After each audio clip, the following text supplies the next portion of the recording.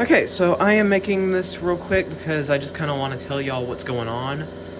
Because, there hasn't been an update in a month, and there's been a few reasons for that.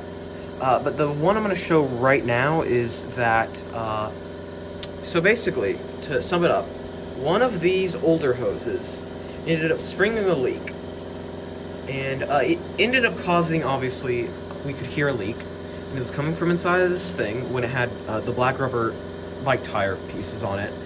So I had to take all that off, take the shell off, and, we found it.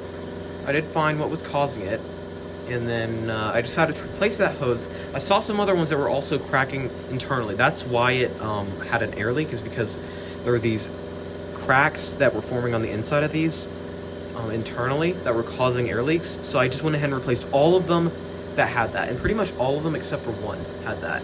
And there were still about like 3 or 4 of those being used, so I replaced basically 3 of them. There's also one right here that I decided to replace because it was getting kind of cracked as well. It's having this issue where at the tip of the barb, it would be getting cracked, and so I just decided it's happened like twice now, or maybe it was 3 times. So I just replaced it. So yeah, so that is pretty much all I have to show you, and I'm testing it now. No leaks here.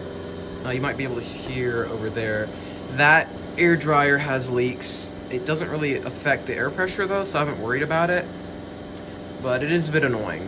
So, but yeah, that's pretty nice. So I'm not gonna do any movement tests here because this is not protected at all.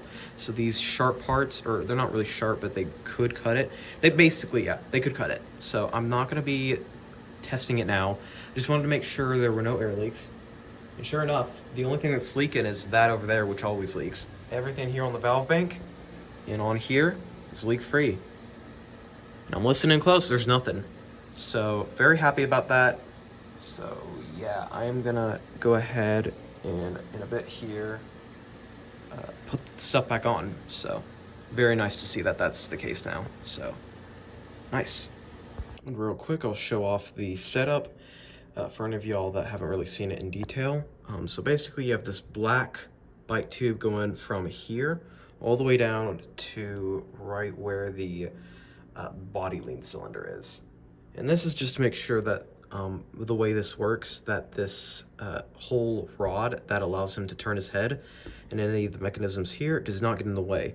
Also have this one right here, I forgot to cut, that just holds it right to the frame, so it makes sure that nothing gets in the way.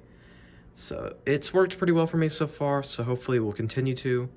But yeah, so that's basically how this works, and I think I'm pretty much done. Might be a couple other adjustments I need to make, but other than that, looks pretty good after reinstalling it, so that's nice.